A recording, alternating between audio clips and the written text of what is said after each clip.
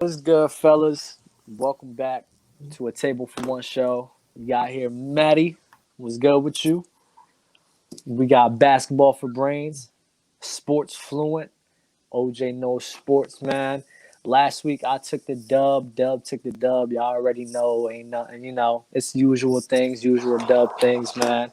So now these guys are going to battle it out, man. So the first topic of the day that we should get into is there was a boxing match with Jake Paul and Tyron Woodley. Actually, very surprising, but there's a lot of speculation going around saying that the fight is fixed. So I would like to know, is this fight something that was fixed and predetermined or not? Maddie, since you was the host last week, I'll start off with you. So I think it's pretty hard to call a fight fixed if it doesn't go to decision, and it's not like one that's a little bit surprising. Now, I don't follow boxing like a ton. I'm more into MMA. However, there have been fights that have been, I think, maybe not more clear, but more likely to be fixed than this fight a couple nights ago. So I'm going to say no. However, is it an issue to have fixed fights in boxing a lot more than MMA? I think absolutely. But I'm going to say no for this one. Okay. Jeff? Do we care about this boxing? I'm sorry, it's not my stuff. I'll just put that out front. But let me just say, when Jake Paul is the headline of something like that, a fixed fight is not beyond the realm of possibility. Like, who knows what these boxing matches are? They produce a lot of money. They produce a lot of conversation. Is there a reason that he's 5-0? Like, is the fix in, or is he just that good? They're just that bad? I don't know. My point is, it ain't beyond possible. Fluent? I'm trying to think of the most diplomatic way to say this, but let's be honest. It depends on how you consider rigged or fixed. What's your definition? Like, are the people he's fighting hand selected because he has a chance to beat them? Yes. Are the outcomes predetermined? Probably a little bit. But did he actually hit him and knock him out? Yes, because the way that he fell and landed, people's just natural reaction if he wasn't knocked out would be to protect himself and protect his head. And he didn't do that. He fell flat on his face. So I think he did actually hit him and knock him out. The thing that, for people who said it was rigged, here's the reality. You see Jake Paul twist his hand like this, like, hey, the right's coming, and then Woodley drops his left hand. Now, anyone who's boxed before knows that you don't drop your right hand when there's a right coming, because you're going to get hit in the face. And that's exactly what happened. He twisted his fist, said the right's coming. Woodley drops his hand, and he takes the right, and he gets knocked out. Now, some people are going to say, well, they thought he was going to throw it to the body. Okay, for me, I'm protecting my head more than my body. I get it. So to answer the question, I guess bluntly, yeah, I think it was fixed in the sense that the outcome was predetermined and the hand-selected people, because he's trying to build up a record. And what are they doing? They're not boxing. They're making money. It's a show. So you know what? Jake Paul, I don't necessarily like him, but he's doing something that boxing hasn't been able to do for a long time, which is gaining interest in boxing.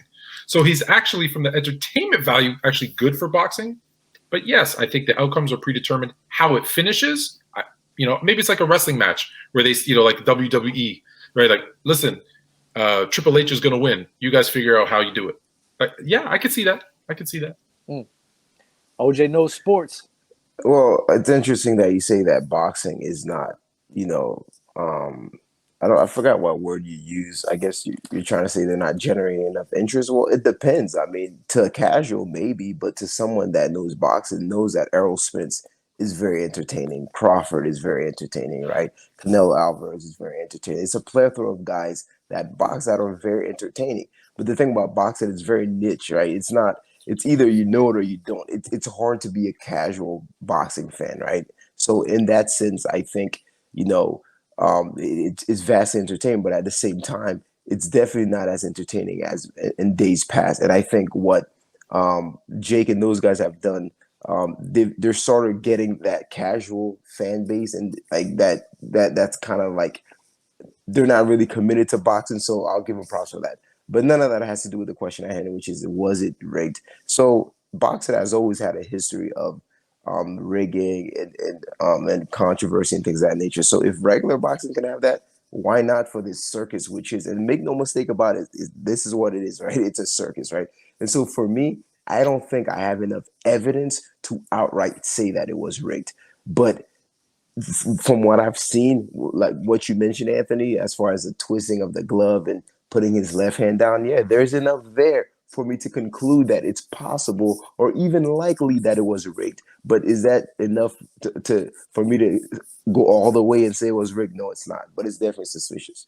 Yeah, well, what I was saying about entertainment value was that I was specifically thinking about revenue from the casual fan, right? Like when it was Mike Tyson and Lennox Lewis and Evander Holyfield, the casual fan was watching boxing, and those people have, of course, the diehards have always watched, but it's those casual, that those revenue dollars, they needed those, so he's good for that. But like that's like Muhammad Fair Ali enough. and Sonny Liston with the Phantom Punch, like they've been fixing fights since probably before then, the '60s. Mm-hmm. So why wouldn't I believe that this one was too?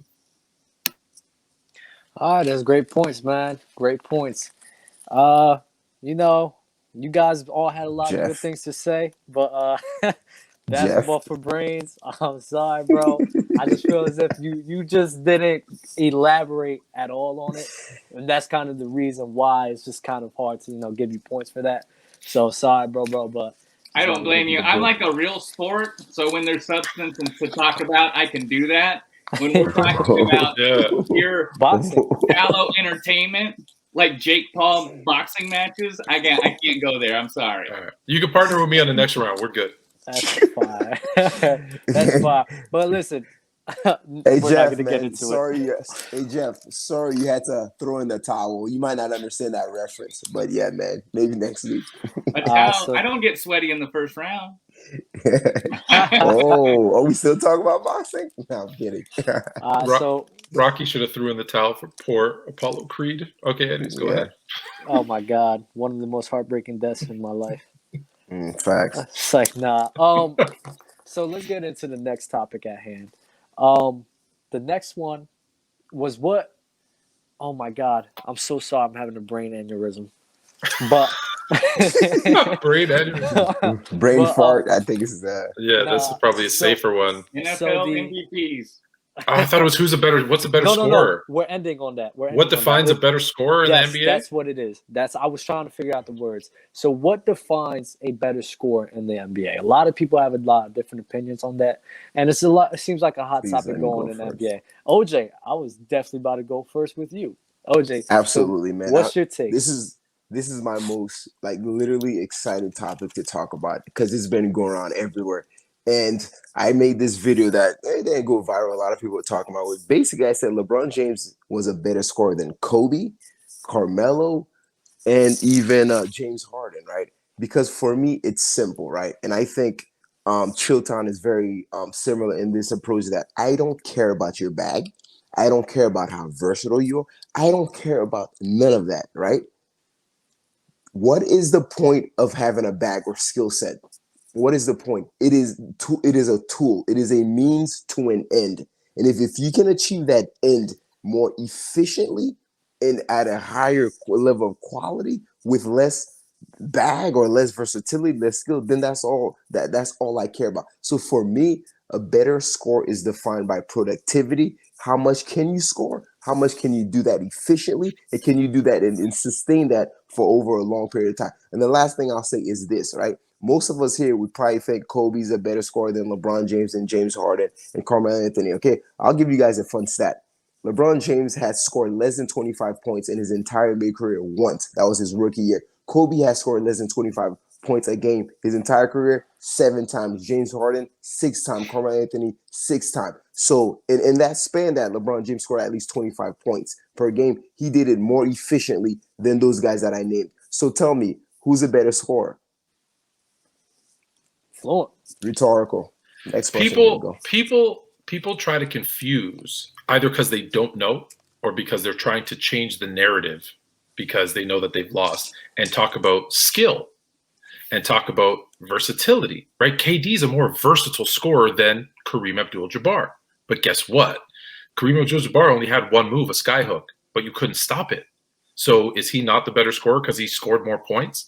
So we always try to overcomplicate it and talk about, field goal percentages and efficiencies. And I'm not saying those aren't important, but there's levels to it. So the first thing and the most important, the one that handles the most weight, is how many points do you score? That's number one. OJ gets it right. Then if you have two guys that both score the same, okay, let's say I think KD and LeBron is a good example because I think they both score about 27 points per game for their career. Then at a lower level will be kind of efficiency, skill set, versatility, all those other things would play a role for like as a tiebreaker. But at the end of the day, if you score more points and you're about the same efficiency, is what makes you a great scorer. I don't care that, like I said, I use KD. He's the best example. He's such a great scorer because he could score from anywhere. He's a versatile scorer. Now he happens to score 27 points a game, but someone who scores 30 points a game is a better scorer. Period. It's the end of the discussion. So what defines a better scorer is who scores the most. And then, like I said, everything else is secondary. Yeah. Matt, what's your thoughts? So I find it interesting that, I don't know, not that you use it against him, Anthony, but that you bring up KD as like only like being a versatile scorer opposed to being like the best prototypical scorer. Because when I'm thinking about who is right now, like just like you build a player who's going to be the best scorer, the two names that really pop up to me are probably Harden and KD. But I think KD is like a better example because if you look at a KD shooting chart, it's completely spread across everywhere.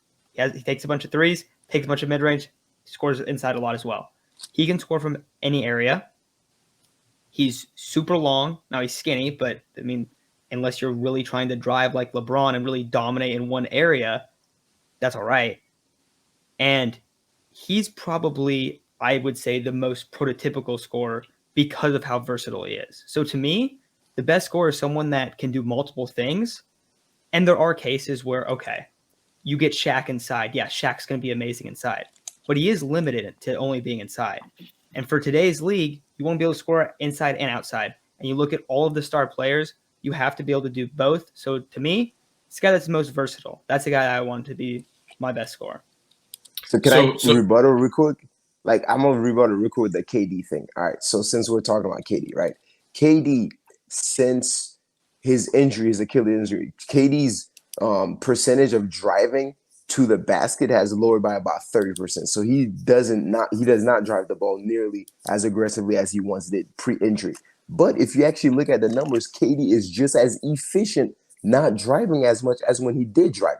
That means he's such a great scorer that literally he could be as efficient as a jump shooter. And as versatile as KD is, what's his go-to? He's a jump shooter. That's primarily, like, he can score everywhere on the court, but primarily he's a jump shooter. He's not someone that's going to sit there and try to break you down with a dribble like Kyrie Irving. No, he likes to just get into his spot, one dribble, pull up. He's simple in his movements. He's efficient in his movements, and he's efficient in scoring. So, and the last thing I'll say is we look at someone like Giannis. Yes, he has a weakness when it comes to shooting the outside shot. But unless he could exploit that weakness, does it really matter if he's not that versatile? If he can give you 27 and you can't stop it and you can't force him to shoot an outside shot or take advantage of his weakness, then to me it doesn't matter as much if you can't stop what he's doing. Yeah, and the question is what defines a better scorer, not a better shooter or more versatile. Now this year might be a bad example, right? Because KD's leading the league, I think, just under 30 points a game. And I think he's shooting 52-something%. So he's efficiently, and he's the number one scorer. But let's use his average for his career. If he was scoring 27 a game at 50%, and Giannis is another good example, but you had Giannis scoring 32 a game at 52%. Well, do you care how you're getting those points?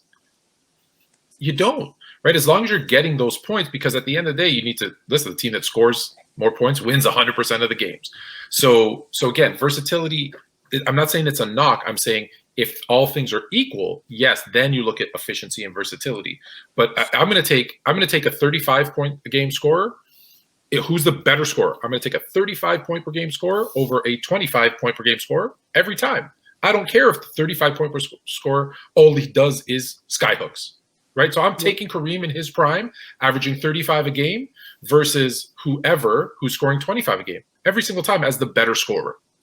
So I think that's a huge difference. But okay, if you have a guy that's scoring like a couple more points than another guy, but when he's playing top end competition, he's not limited and he has more success because of that, I feel like that would be the difference. I'm not talking about Giannis. But I'm just saying in general, like if you have a guy that maybe he can't take that jumper in some cases, I mean, we've seen that derail a lot of guys' career. Unless you're that dominant, like where a guy like Giannis is, where it's like, okay, yeah, Giannis can take it to the rack. But Okay, so who you taking? 27 points per game at 50%? Oh, hold up. Yeah. Hold up. Because you guys are at a tie right now. Oh, okay. OJ's going to move on. But you guys are at a tie. And I was going to ask this as a tiebreaker question. Who would you rather have? I'm guessing Matt is taking Kevin Durant. And I'm guessing you're taking Giannis, correct, Fluent? This year? Yes. If I'm talking, no, that's why I said this year's an exception because Kevin Durant's leading the league in scoring, and he's shooting the same percentage. In general, who you taking, Giannis or Kevin Durant?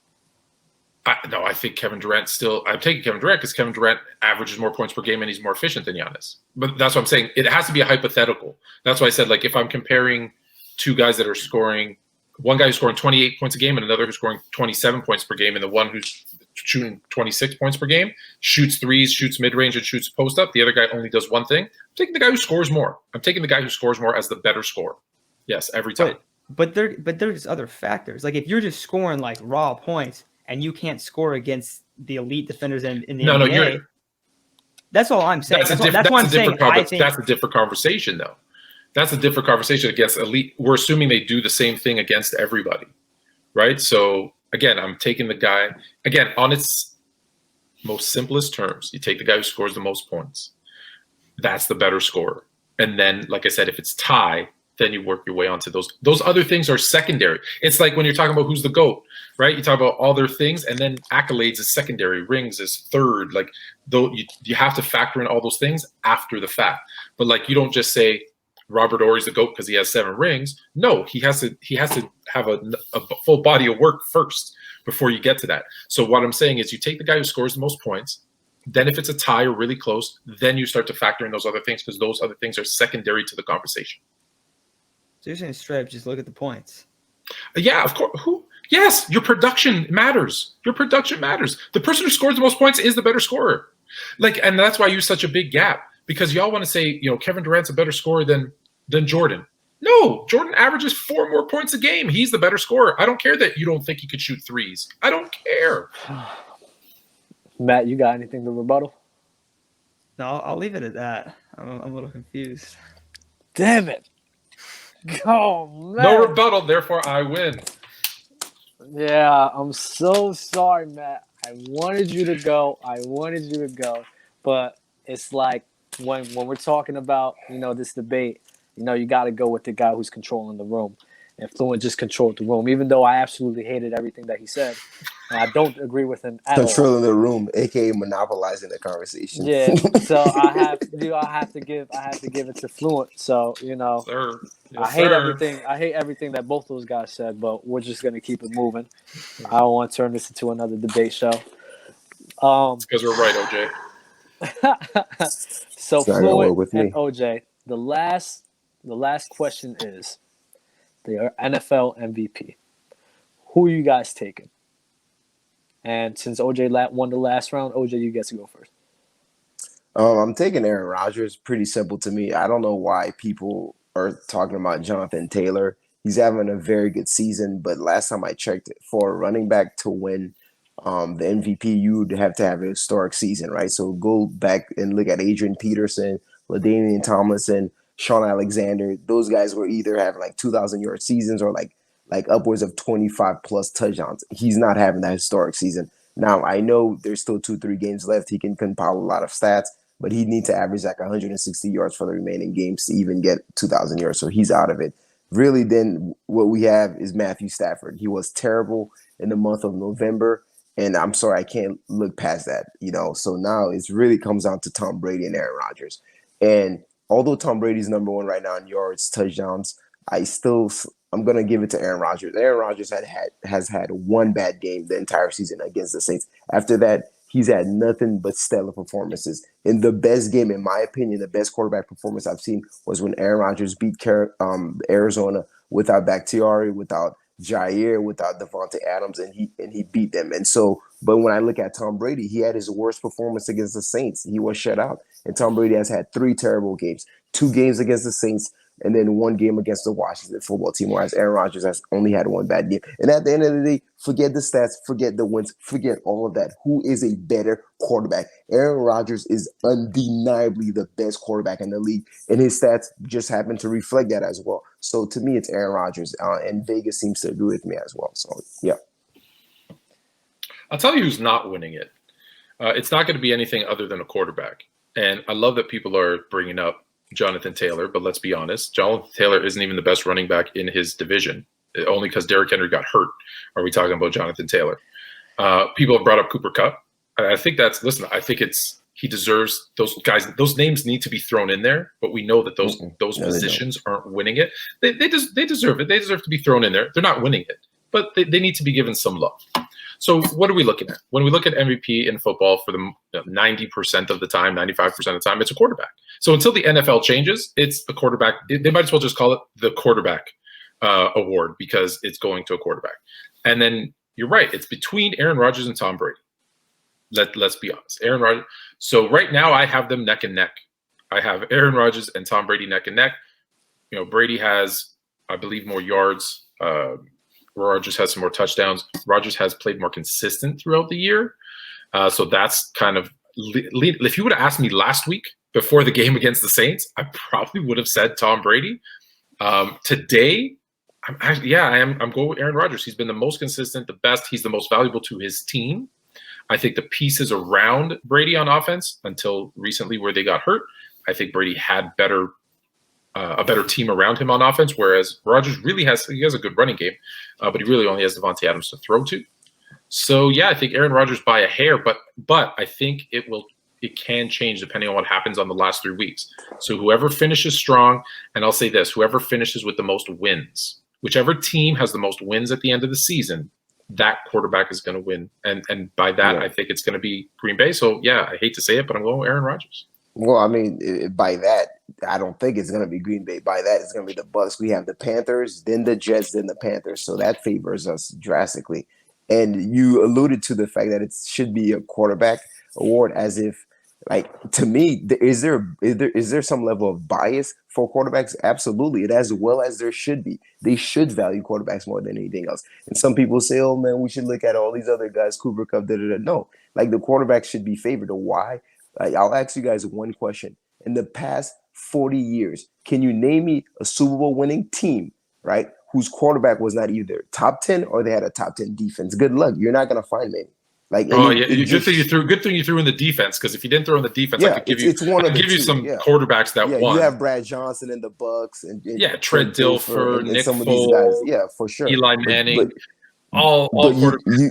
You also have Damian Thomas and Adrian Peterson, Derrick Henry, and some of these stellar guys that'll never they haven't won Super Bowl. It just shows that the quarterback position is more valuable. And that's my point. And that's what I said. It's going to be a quarterback, and the award should reflect that. And it's going to be it's a quarterback-driven league. Quarterbacks are going to win this award. And listen, people are going to say that's not fair. Well, that's the way it is.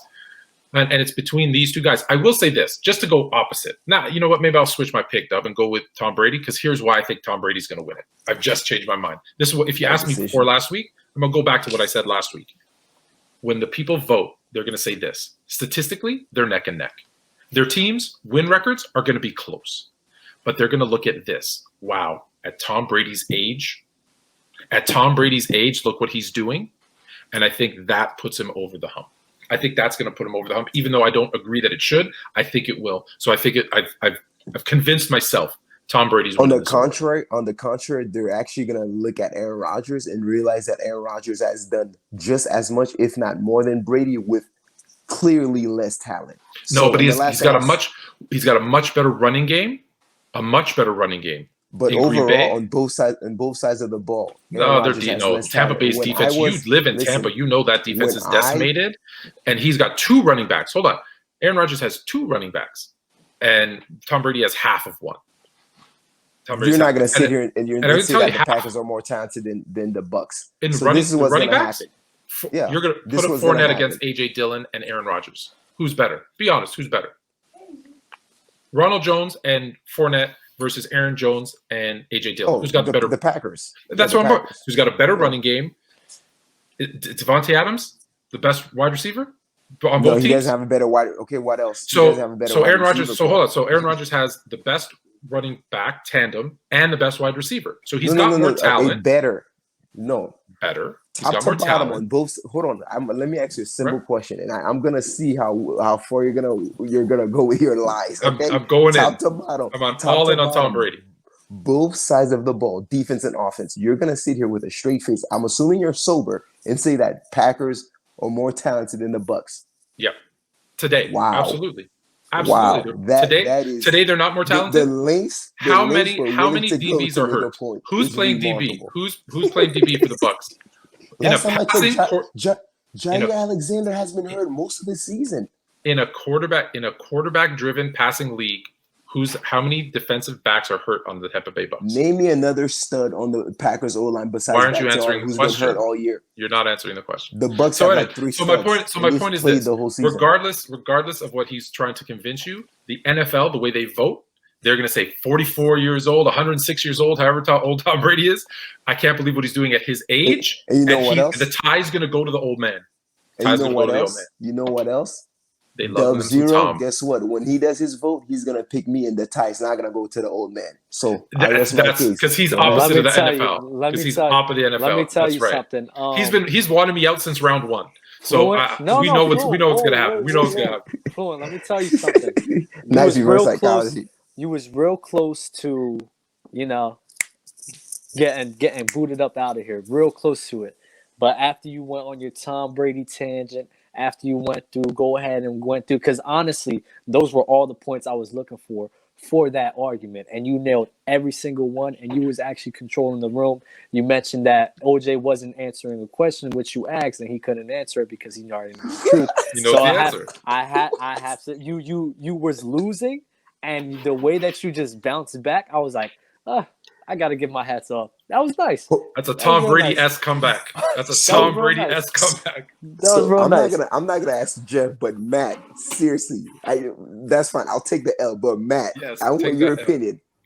Be completely honest with me. Are we serious? Do you agree that the Packers literally are more talented than the Bucks? Come on, but that's it's bogus, the run. No, it's the run game, like you said. No, but the run game hasn't been as good. The run game hasn't been good. AJ Dillon and Aaron Jones, come on. No, but Lenny's been a top 5 back.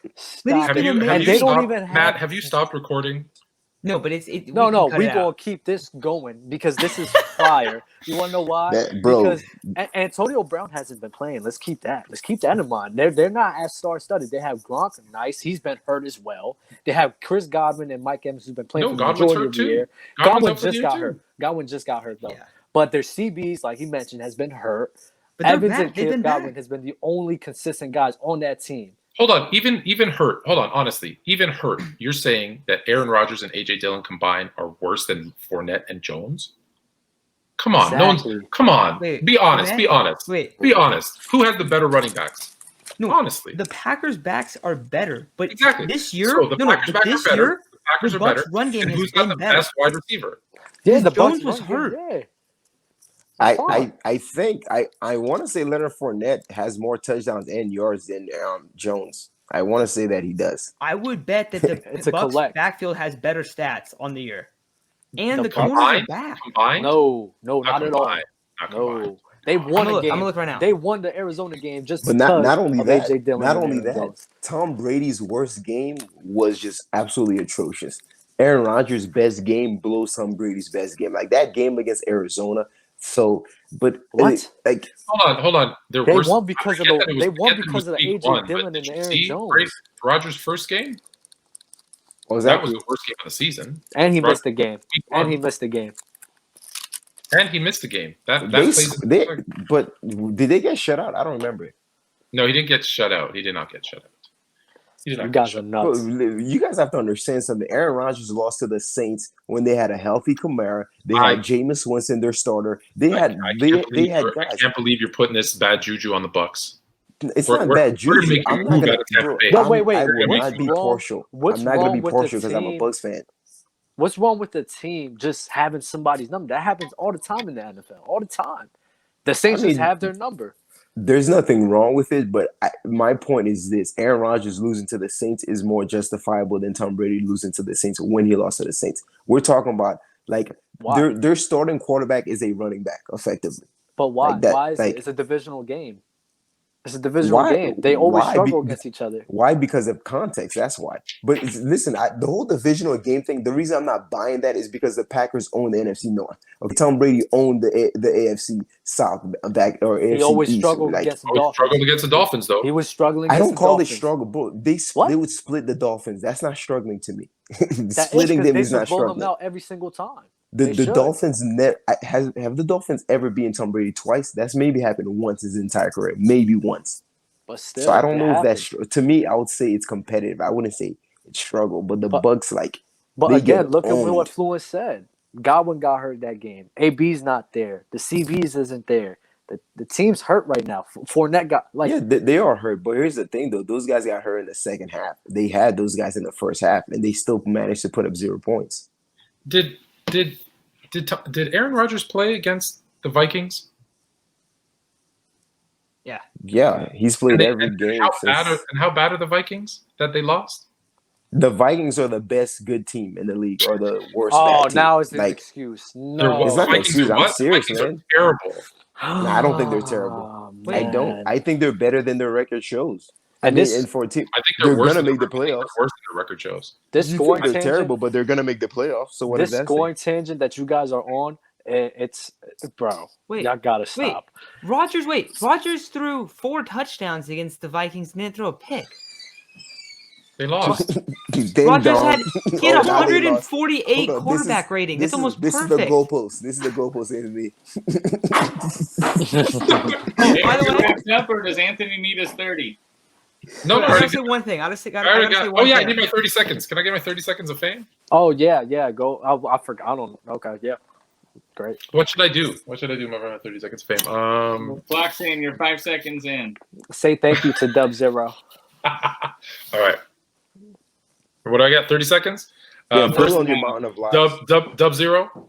Great Yeah. job hosting this week. I hope that you're a host again sometime. You make great decisions.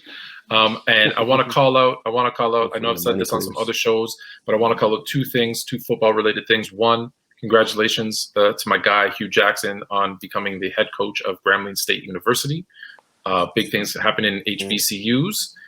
With that, and to my Winnipeg Blue Bombers of the CFL, congratulations on the big Grey Cup win. It might be the last CFL Grey Cup where they play 3-down football. They're talking about moving to 4 downs this offseason. It's on the table. So congratulations to Winnipeg, and let's hope the CFL moves to 4 downs so we can start watching it. Yes.